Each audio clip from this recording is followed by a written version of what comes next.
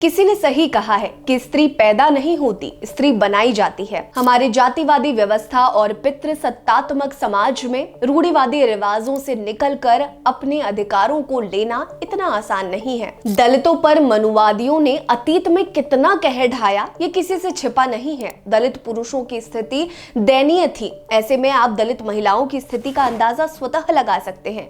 लेकिन क्या आप जानते हैं कि जातिवादी व्यवस्था का विरोध करने वाली पहली दलित महिला कौन थी?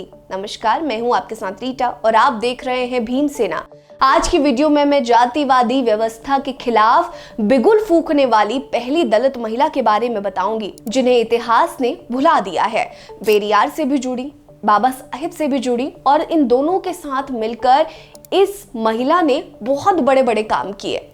कहानी आपको पूरी बताऊंगी, लेकिन अगर आपने अभी तक हमारे चैनल को सब्सक्राइब नहीं किया है तो जल्दी से कर लीजिए। वीडियो पसंद आएगी तो लाइक कर लीजिएगा और कमेंट सेक्शन में ये जरूर बताइएगा कि क्या आप इनके बारे में पहले जानते थे या नहीं।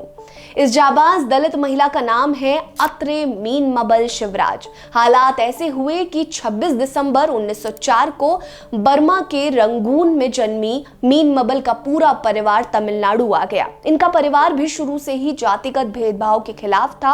उनके परिवार में ज्यादातर लोग दलित नेता थे, जिसके चलते अत्रे मीनमबल को आंदोलन के संघर्षों के बारे में पहले से पता था। दलित पुरुष तो संघर्ष कर ही रहे थे, लेकिन दलित महिलाओं की आवाज अभी भी दबी हुई थी।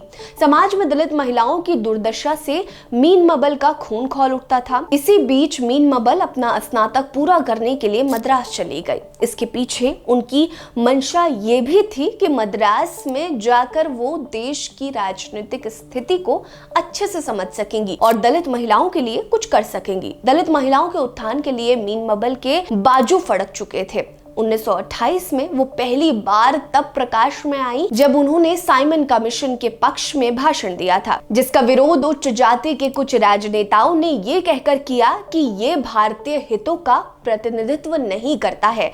जबकि अपने भाषण में मीनमबल ने साइमन कमीशन के सामने दलितों के लिए सकारात्मक कामों की अपील की थी।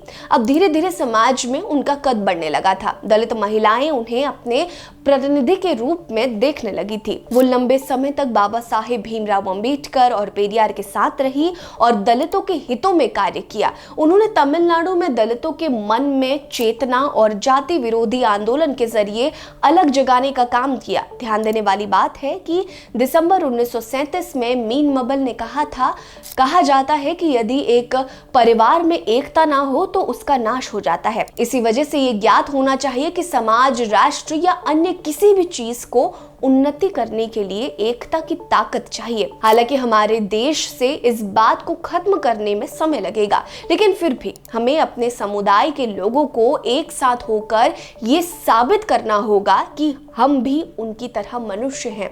इसी के साथ ही ये जातिवादी व्यवस्था का विरोध करने वाली पहली दलित महिला बन गई। आपको बता दें कि मीनमबल ने कई सरकारी पदों पर सेवा दी है। वो मद्रास की मजिस्ट्रेट थी। इसके अलावा वो अनुसूचित जाति सरकारी बैंक की निदेशक भी रही थी। कहा जाता है कि इन्होंने ही मद्रास सम्मेलन में ईवी रामास्वामी को पेरियार का नाम दिया था। ये नाम सुनकर पहले तो रामास्वामी खूब हंसे और फिर बहन के उपहार के तौर पर नाम को स्वीकार कर लिया। 1925 में पेरियार ने आत्मसम्मान आंदोलन की शुरुआत की थी। मीनमबल ने इस आंदोलन में उनका जमकर समर्थन किया। वो इस आंदोलन की नीतिवादी नेताओं में से एक थी, जिसके तहत उन्होंने दलित औरतों को उत्पीड़न, जाति असमानता, छुआछूत के खिलाफ लड़ाई में उनकी सक्रिय भागीदारी के लिए प्रोत्साहित किया। इन्होंने दलित समुदाय के लिए अपना जीवन खपा दिया। वो 80 वर्ष की उम्र में सार्वजनिक सेवा से सेवानिवृत्त हो गई। 30 नवंबर 1992 को उनका निधन हो गया। जातिवादी व्यवस्था के खिलाफ बिगुल फूंकने वाली पहली दलित महिला की कहानी आपको कैसी लगी,